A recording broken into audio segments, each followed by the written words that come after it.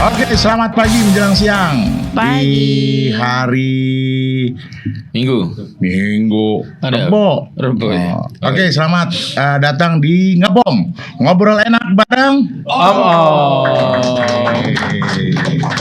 God, apa kabar? Alhamdulillah. Ketemu kita lagi. Kemarin kita kedatangan tamu dari Ketua Umum, Bro. Yoi. Masjid lagi se-Indonesia. Nah, kali ini pertama kalinya di Ngebom podcast kita kedatangan, biasa kan kita manggil Om ya. Nah, ini gua agak bingung nih manggilnya apa nih, karena separohnya wanita, separohnya monster. Selamat datang Madam Mulan, weh. Thank you. Apa kabar, Madam? Aduh, Bravo. Gue nih demen kalau ngobrol sama dia, men. Iya. Masa? Ceria mulu. Gue Iya. kalau gue punya masalah, gue ngeliat dia, hilang tuh masalah. Karena masalahnya lebih gede dia. Gila. Gimana kabarnya, Madam Mulan hari ini? Bravo Pak, kabar saya selalu baik dan menyenangkan. Alhamdulillah. Ini jarang-jarang dia mau nih kalau diundang tuh. Iya. Baru pertama kali cewek nih ya. Iya. Podcast kita pertama kali Luar biasa. kedatangan seorang pengusaha wanita. Wih, Luar Nah, biasa. lu yang pertama nih, Madam. Serius, lu yang pertama. belum Karena ada lagi. Atau Ya. karena episodenya memang pendek ya, baru 10. Saya berharap panjang kok nanti. Ada, 1000 aman itu. episode gitu. Masih aman pokoknya. Oh. Dana untuk podcast masih ada lah. Ada. Iya. Gimana? Nih gue ngelihat perusahaan lu sendiri, Madam, kayaknya ada yang berbeda yang kalau gue lihat dengan PT Om Simpan Indonesia dan dengan brandingnya Oshin. Oke. Kenapa bisa nama Oshin? Lu terinspirasi film Jepang apa lu sendiri jadi Oshinnya? Kalau gue jadi Osin sih dari kecil gue udah jadi Osin ya. Namanya Berarti- juga kan nyuci baju, Oh, Osin iya, kan gitu. Bener. Cuman jadi terinspirasi sama kerja kerasnya aja bro. Oh, iya Gitu. deh, kerja keras ya. Iya. Wanita hebat loh kalau kata gue. Pasti. Wanita Tuh. memang selalu hebat kok. Tahun-tahun 90-an tuh film tuh, men. Iya. Seorang wanita yang anak kecil udah dipaksa kerja sampai dia besar masih belum bahagia juga, men. Bukan tragedi Bintaro bukan, Bro. Bukan, itu mah kereta api, men. Buset. Itu tragedi Bintaro. Gue tau tragedi Bintaro doang, Bro. TV gue bisa nyetel dia. Iya. Gimana tuh? Kok bisa jadi nama Oshin, Madam? Lu mikirnya gimana sih? Jadi Waktu gini sih sebenarnya sekilas info aja deh back to history ya Iya. ceritanya. Jadi para pendiri ini punya cerita sendiri-sendiri yang kerja keras yang gak ada habis-habisnya lah. Gitu. Oke. Jadi sehingga kita menyatukan cerita dengan BOD ya kan. Ternyata muncullah Oshin gitu dengan identik pekerja keras gitu. Gitu. Jadi akan bekerja keras semaksimal mungkin memuaskan pelanggan. Anjay. Kategori positif ya Pak. Bukan orang Jepang kan? Iya, di karena belakang kan yang ngomong perempuan takutnya liar kemana-mana. lo. Iya. Tapi Oshin keren loh. Jadi identik dengan Jepang-Jepang banget. Makanya gue ngeliat logo lu sendiri tuh ada kayak kata kanji ya kalau di Kata Jepang. kanji. S-nya gitu kan. Secara kanji. Askara kanji ya, benar. Terus perjalanan Oshin sendiri udah di mana sih? Apa sih yang lu targetin di Oshin sendiri? Di Oshin sendiri mungkin sesuai tagline-nya kali ya, impian kita ya. Apa tuh? Tagline-nya itu supply chain expert dan warehousing. Oke. Gitu. Tapi supply chain itu kan kita tahu ya, kalau bahasa Indonesianya nih rantai pasok. Iya. Takut ada yang nggak ngerti ya kan. Iya. Gue Jerman sih, Pak. Iya, Mantap. Jerman. Oh, Jerman. Pantes pakai topi mulu ya, Pak. Banyak burung-burung terbang Iya, gitu benar, takut. benar. Pusing gitu. Iya. Jadi lebih ke sana sih sebenarnya cita-citanya. Tapi kita berawal dari kerja keras dulu, kita mulai dari tracking yang mana kita udah expert banget di trackingnya Oke. gitu. Sorry Pak, orang sibuk. Lu lagi podcast. Iya. Itu dari silent. Tadi udah di sana sampai bunyi saking sibuknya. Oh gitu. Jadi balik lagi ya, karena untuk mencapai jadi supply chain expert itu kan rantai pasok kan itu luas. Betul. Ya kan. Nggak mungkin juga langsung brek gitu kan. Iya. Jadi memang benar-benar kita mulai dari bawah. Oke. Kita mulai dulu rantai paling bawahnya itu apa, di pengiriman, di tracking, jasa trackingnya gitu. FTL ya? FTL. Oke. FTL, juga ada FCL. Oh, main gitu. juga kontainer ya. Oh iya Pak, main juga. Ada darat, ada laut biar imbang. Udaranya? Udaranya ntar dulu, Oh, belum ada atu-atu. sayap atu-atu. Terus selain Gitu. itu servis lu Nah, apa lagi? selain itu sekarang kita porsinya dari 100% kita bagi maksimalkan 100% itu untuk warehousingnya jalan, FTL-nya juga jalan. Oh, main Gitu. gudang juga ya. Oh iya dong harus Karena kan Om simpan erat ya. kaitannya dengan supply chain itu Oh, kan rantai itu ya, erat betul, gitu. Iya, gue paham. Terus saat ini mana aja gudang yang lu punya? Banyak Pak, di Kalimantan ada, di Sulawesi ada. Jadi kita itu nggak hanya terpaku sama orang mau nitip barang aja. Oke. Jadi makanya kita juga mau merambah ke 3PL di mana Oke. end to end-nya itu bisa kita handle semua. Hmm. Jadi kita nggak ngamen lagi gitu kasarannya ke gudang-gudang orang nganterin cuman dapat Oh, shippingnya iya, iya, aja. iya, Tapi iya. sekarang kita juga mau merambah di 3PL. Berarti dari hulu ke hilir lu lurusin lu ya. Pelan-pelan lah tahap kedua. Kalau ada customer pengen berbisnis atau pengen main jasa online dan segala macam, tinggal hubungin Om Simpan sendiri bisa ya. Bisa Jadi dong. ngurus stok oknam, Betul. naruh barangnya kan, Betul. tambah pengirimannya juga. Gila, sesimpel Jadi itu nggak sekarang harus ya. ada minimum kayak harus punya minimal harus 10 kubik lah, 5 kubik, 2 kubik, 3 kubik juga saya terima Pak. Wih, Gitu. ada itu apa servisnya namanya? Ya adalah namanya fulfillment. Berarti minimnya berapa kubik? Minim ada di 2 kubik, di 3 kubik, minimal 2 kubik lah gue sikat. Seluruh Indonesia. Yoi. Aduh, keren. Gitu. Keren lah pokoknya kece badai. 3PL luar biasa ya Bu. Kalau misalnya 3PL nih kasih tahu dong buat ke kawan-kawan nih, kadang ada yang masih awam tuh 3PL apa sih kalau di bidang logistik nih. Oke. Di logistik tuh apa? Saya jelasin yang kayak dosen nih saya Pak. Enggak sih Pak. Jadi biar lebih awam aja, 3PL itu kan triparty logistik ya. Triparty Logistik. singkatannya. Iya, jadi ada beberapa kayak UMKM itu kayaknya udah ketakutan aja gitu gudang itu mahal. Benar Iya, nggak sih betul, identiknya betul, kayak betul. gitu. Tapi di kita ini kita menyesuaikan nih ke si calon pelanggan atau nantinya jadi pelanggan kita tuh barang-barangnya apa dan berapa, terus distribusinya rencananya kemana gitu. Dan kalau ngendepnya lama, slow moving juga kita nggak mau terlalu menyiksa si pelanggan karena kan mereka juga baru ngerintis. Iya, iya. Gitu. Itu ada harganya sendiri kalau gitu. Ada macam-macam Pak, tergantung gitu dari UMKM, dari makanan juga bisa, ataupun kerajinan tangan yang kreatifnya mama-mama zaman sekarang lah. Kan banyak tuh ya Iya. kan, dan mereka kadang nggak ada tempat, mereka mau stok gitu. Jadi ya Kadang-kadang- udah kita bantu. Kadang-kadang SDM juga nggak ada mereka. Nggak ada, semua full dari kita Pak. Itu cuman dia ngerakit sendiri. Wah, di tempatnya nggak cukup minimal bisa dipakai dah. Bisa dipakai, bisa di pick up juga sama Oh, tim dia pick up kita. juga? Yo, ikan end to end Pak. Gitu. Ada lagi bisnis gini nih men. Ada bro. Jadi mempermudah para UMKM ya. Yoi. Tujuannya sih mempermudah para UMKM biar nggak terpaku sama harus uang gede untuk pengiriman sama penyimpanan. Bro. Modal gede ya. Gitu. Terus Osin sendiri gue dengar dia punya di Kalimantan, Sulawesi, apalagi ke Pulau Bali ada. Bali ada, Lombok ada Pak. Ada Lombok ya, Lombok. gila.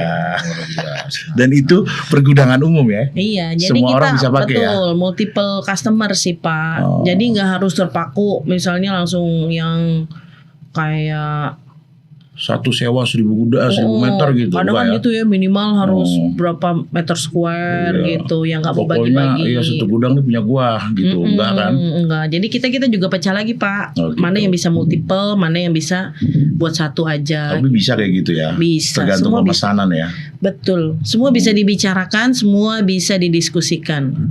Nah, Adam, di Indonesia tuh kan banyak banget ya pemain warehousing sama pemain tracking. Apa sih yang ngebedain dan apa sih yang bikin ikonik dari Osin ini dengan pemain-pemain tracking dan warehousing lainnya?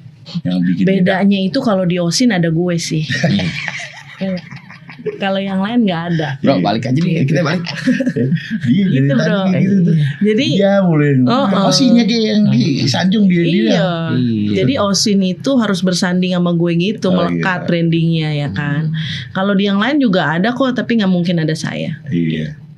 Jadi di kita itu jokes aja Pak, nggak usah tegang, santai aja lagi. Jadi di Osin itu trackingnya itu memang nggak hanya sekedar pick up antar selesai. Saya dengan bangga mempersembahkan servis kita itu, kita bener-bener full monitoring, menjaga barang customer itu bukan hanya sekedar gue antar gue dibayar, nggak, merasa memiliki Pak. Oke. Itu kalau dicari di tempat-tempat lain udah yang penting diantar, di pick up, selesai gitu. Kalau di Osin nggak, bener-bener service level agreementnya kita jaga. Itu sih bedanya.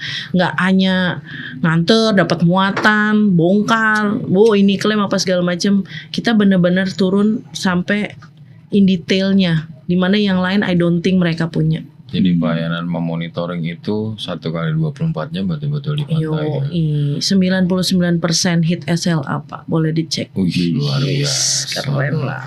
Kalau nggak keren saya nggak tampil di sini dong. Berarti kayak itu ya bro, kalau kayak gue mau beli barang di Shopee nih, barang udah nabung. Tuh gue mau beli barang, nabungnya udah setahun tuh. Iya. Udah pas gue beli, pokoknya gue pantau 15 menit pergerakan kemana nih barang gue pantau kayak gitu deh Atau gue. betul Pak, begitu Pak. Jadi nggak hanya sekedar nganter lah. Kalau tracking kan identik begitu, kalau kita nggak, benar-benar kita jaga barangnya. Gila. Itu monitoringnya orang apa robot? Superman Pak. Oh Superman. Yo, Luar biasa. Karena mendevelop Superman itu agak sulit kan. Iya. Superman aja malu-malu kan awal-awal muncul di kepermukaan gitu. Oh, ini kayaknya anak-anak yang direkrut yang pada pengen study tour bro, yang nggak bisa tidur, ya kan? Lu pernah mau study tour kan kalau biasa? Tapi kalau buat advice aja sih, kalau mau hire karyawan untuk monitoring Pak, alasannya 2 sih Pak. Kenapa tuh? Kalau nggak dikepepet sama hidup, dia agak gila. Harus cari yang begitu. Kalau yang normal nggak kena Pak, takut template kerjanya. Di orang monitoring tuh ya. Iya orang. Jadi orang-orang monitoring Osin sendiri itu emang udah dididik seperti itu ya. Iya harus. Tuh buat kawan-kawan teman-teman logistik, cari karyawan TC itu yang begitu. Yang mau mati. Monitoring Yang mati. hidup karena kepepet atau enggak gila gitu. Itu bisa jadi bisa tim banget. Itu nggak monitoring. usah pakai CV di gue, nggak usah pakai pertanyaan pengalaman, gue cek mental, oke mas. Udah. Ada lagi yang model Iyalah, ekstrim. harus. Karena yang formal-formal kan kayak harus S1 lah, SMA lah pengalaman, nggak, lebih ke mental sih kalau itu. Iya, kalau di ekspedisi sendiri kayak gitu sih emang. Kalau ada, baru kemarin gue ngobrol sama temen gue, salah satu perusahaan ekspedisi juga. Dia baru hire hari Senin, hari Selasanya resign. Baru gue ketok sedikit bro. Jadi dia mantan konsultan lagi, kan dia nyari keuangan ya. Jadi mentalnya Nyari orang keuangan, 1 hari di hire, di Senin dia kerja, Selasanya resign. Karena ya itulah saking dinamiknya ya di jasa ekspedisi sendiri Betul. tuh. Nggak, ya bener kata Madam dibilang, khusus orang-orang tertentu aja yang mentalnya kuat ya nggak. Mulai dari dimarahin, barang telat tuh ya pressure-nya tinggi banget itu. Nah, terus kalau lihat sekarang ya, tren kebutuhan 3PL tuh makin tinggi Madam. Yoi. Menurut Madam sendiri, bagaimana Osin memperbaiki atau membedakan servisnya si Osin sama 3PL lain gitu? Servisnya Selain Osin, tracer tadi ya. betul. Servisnya Osin itu zaman kan udah agak edan ya Pak. Ya. Semua udah yang AI lah, apalah segala macam gitu kan. Ya kita kudu ikutin. Kalau kita pakai konvensional ya tutup Pak warehouse saya. Berarti nggak nutup kemungkinan admin nggak kepake nih. Yoi. Gila men. Bener Gitu. kan? Jadi harus pandai beradaptasi ya Bu. Betul, sama pandai teknologi. beradaptasi sama era zaman yang sekarang. Terus harus berani men-challenge kita apa yang 3PL lain common punya, yang kita itu nggak punya gitu. Yang mereka nggak punya kita tuh punya gitu. Ya itu Jadi contohnya. Harus berbeda ya. Harus berbeda. Jadi apapun masalahnya itu selalu challenge ke tim warehousing kita tuh, kita challenge gitu. Kalau nggak mungkin gimana caranya bisa jadi mungkin. Oke. Gimana caranya dingin sama panas itu menyatu, gimana caranya harus dipikir. Pasti semua akan ada caranya kok. Nah kalau di air dingin sama panas nyeng-nyengan bro. Nah, Anget bro. Oh, jadi satu. gitu. Enak dipakai. Yoi. Diminum ini air. Jadi bedanya itu pada saat kita gathering info ke customer, kadang kan kalau memang yang udah nggak sesuai sama pelayanan agak aneh-aneh dikit ditolak gitu. Betul. Karena goal setting kita itu adalah supply chain expert, Iya. sampai kita pun bisa membantu customer butuh apa yang di luar warehousing Oh, needs gitu. kebutuhannya. Betul, kayak Bu, gua butuh gimana ya link-link bahan baku, link-link ini, link itu.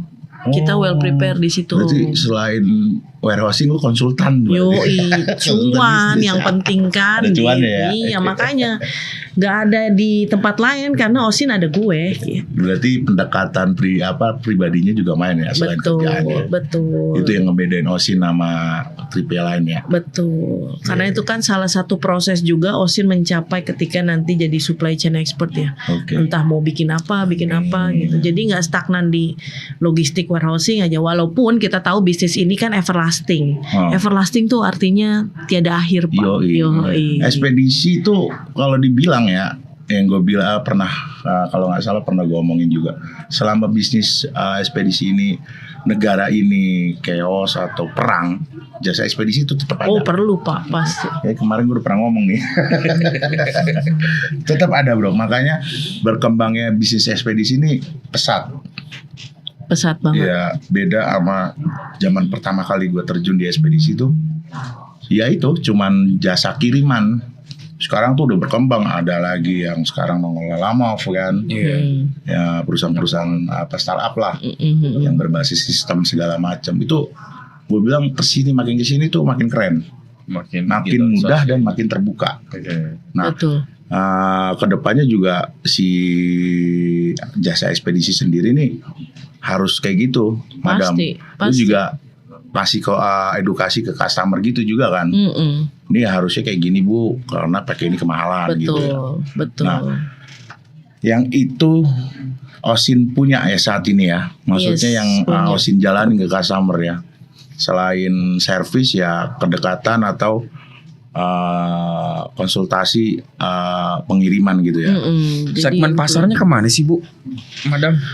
kita unlimit sih Pak. Jadi semua general Semua ini kita ambil, masalah ya. general kita ambil. Kalaupun memang nggak bisa kita ambil, itu pokoknya saya nggak mau tahu sama tim, harus diambil. Gitu.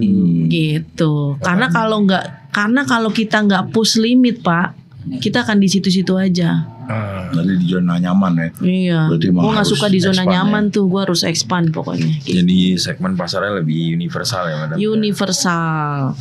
Cuman memang targetnya kita itu ke UMKM yang mereka baru barangnya sedikit dengan cost yang minim. Itu harus lari kemana? Larilah ke Osin Pak. Para UMKM se-Indonesia. Se-Indonesia. Silakan Osin. Camkan ya Osin. Minim 2 kubik. Minim Seluruh 2 Indonesia. kubik seluruh Indonesia. Gila. Lu bisa nyimpan, lu bisa stok oknam, lu bisa kirim. Betul. Iya kan? Itulah kehebatannya si Osin sendiri itu ya, yang bikin 3PL berbeda sama yang lain ya. Betul. Pengirimannya mau di LCL-in, LTL-in, udara, saat itu juga saya beli saya Pak. Iya. Ada semua tuh ya. Ada semua aman-aman aja itu. Yang penting networking aja. Strategi apa sih Madam untuk bisa sustainnya Osin ke depan nih, mulai dari Madam bangun Osin ini sampai nanti ke depan long lastingnya, apa sih Goalnya. strategi dan goal settingnya? Kalau agar goal bisa kan, bertahan? kalau goal itu kan udah tahu sesuai tagline ya Pak. Kalau untuk strateginya itu adalah selalu tebar jaringan untuk menemukan servis yang baru. Oh, Contohnya Pak, misalnya saat ini FTL udah ada, LCL udah ada, gimana caranya saya bertahan? Ya kan, pasti kan pada mikir tuh, wah ini nggak ada, itu nggak ada gitu. Apa aja gue jadiin Pak di situ. Misalnya, kebetulan nih saya dapat networking nih, mungkin Om pernah dengar ya, yang maklon 1 kilo lewat udara, ya enggak? Itu juga gue jual. Belum ada di tempat lain, boleh cek. Bingung ngirim kemahalan. Terus mikir lagi, Bu, saya mau ngirimnya. Udah kayak gitu Pak, kalau ngirim daerah-daerah terpencil masih sedikit ekspedisi yang bisa. Welcome ke Osin. Kepala suku link kita ada Pak. Sampai kepala suku. Kepala suku. yang Jadi handling gitu ya? untuk cara bertahan itu sebenarnya tanpa para pengusaha logistik sadari, setiap hal dari ujung kaki sampai ujung rambut Pak, itu butuh supply Pak. Coba dari ujung rambut sampai ujung kaki Bapak, apa yang nggak pakai? Disuplain di situ. Sampo Bapak pakai, sabun Bapak pakai, taruhlah itu FMCG ya kan, makanan, minuman. Kalau nggak bisa dari manufacturing, kita lari ke pelaku usahanya langsung, ke petaninya kah, ke mananya kah, kita approach ke sana. Jadi menurut saya ini buat cara bertahan ini saya sih nggak perlu takut walaupun di tengah persaingan apapun. Jadi pasarnya luas lah maksudnya. Pasarnya itu sangat luas Jadi gitu. intinya memperluas seluas-luasnya untuk Betul. daripada jaringan itu. Kecuali Dan itu akan otomatis bertahan sendiri ya. Kecuali ngangkut orang kita nggak terima Pak, human trafficking namanya. Gitu. Jual ginjal. Iya, jual ginjal. Ngomong-ngomong oksigen juga diangkut pakai truk bro. Mm-mm. Gitu. Iya, oksigen. Keperluan kita oksigen tuh. Segitu. Jadi tinggal keluar ngirup doang kan. Ntar lama-lama tuh bisa diangkut pakai truk Pak, bisa jadi. Di stok di gudang bisa Udah jadi. ada itu kan yang tabung-tabung oksigen tuh dijualin Iya, kan. di Rumah sakit. Makanya. Ada tuh ekspedisinya tuh.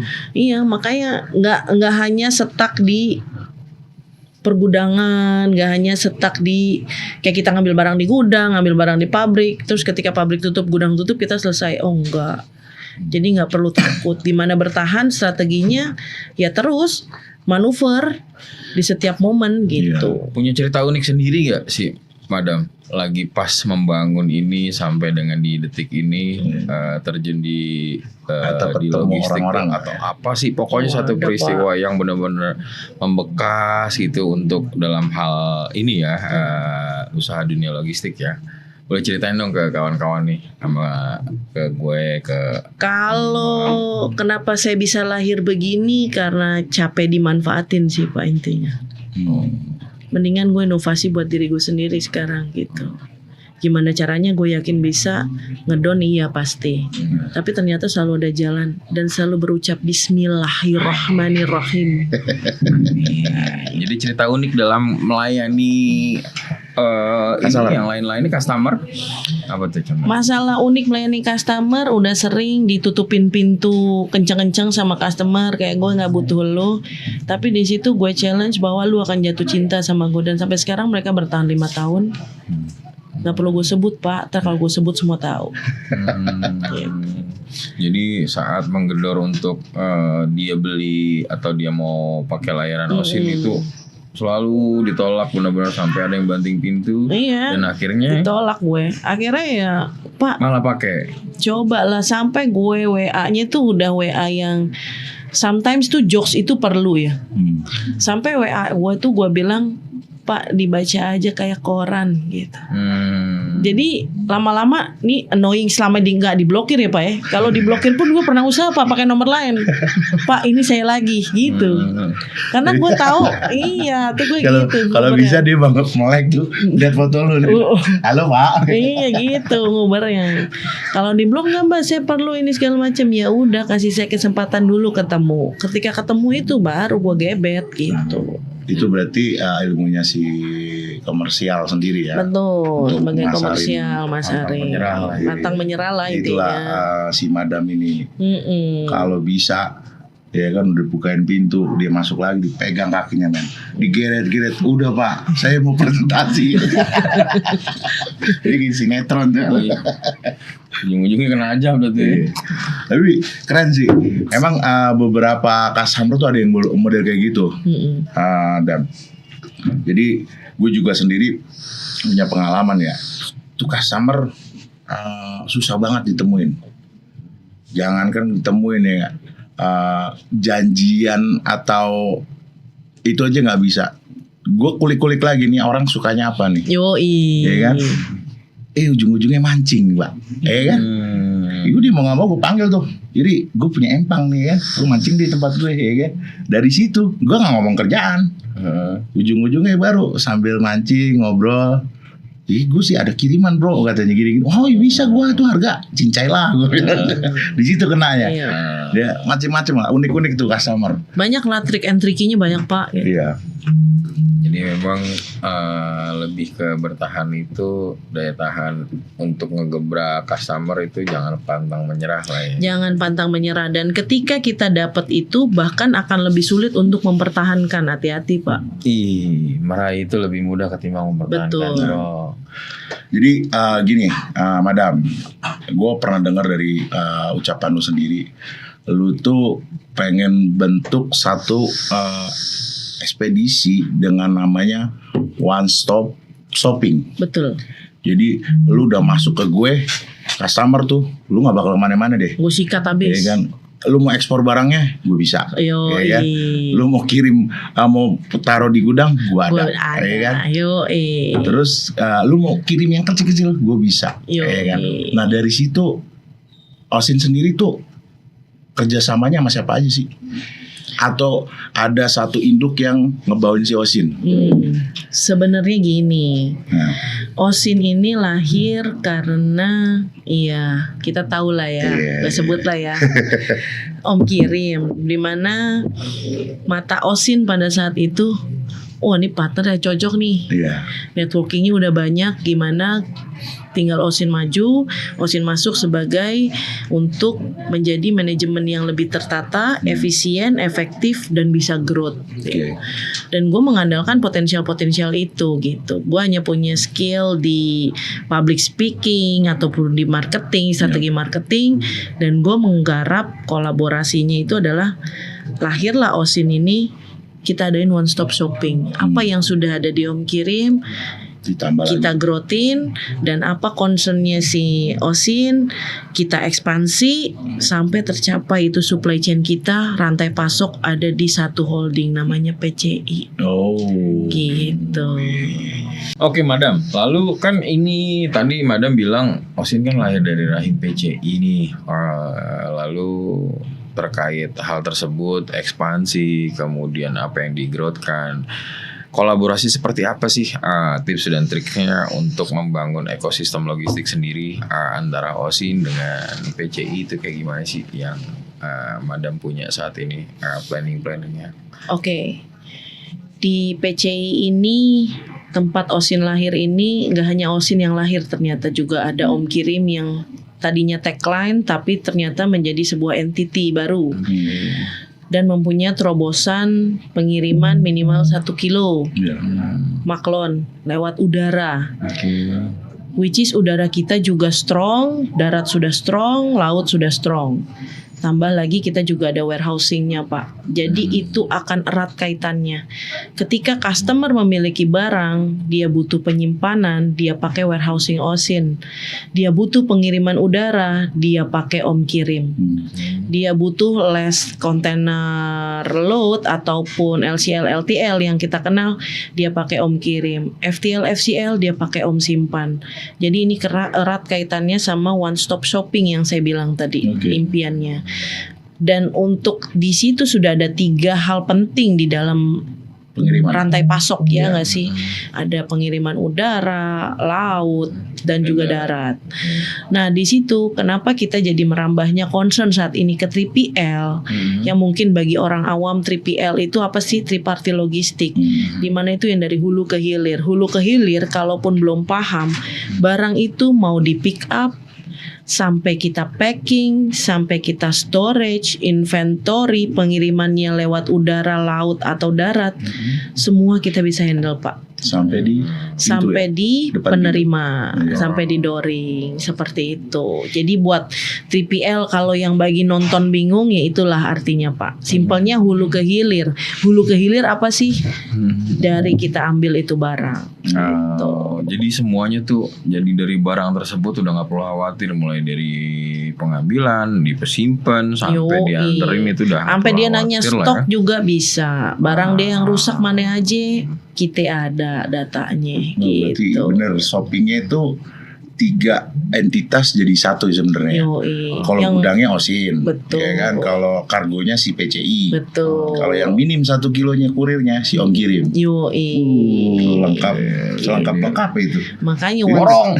one stop shopping. Abis Borong semua, Mas. kalau nggak kayak gitu kita nggak bertahan, Pak. Iya, harus kayak gitu ya. Harus inovasi terus. Jadi gitu. iya benar. Jadi salah satu ekspedisi ini kalau ya udah A aja men. Gua mau kirim 1 kilo nggak bisa.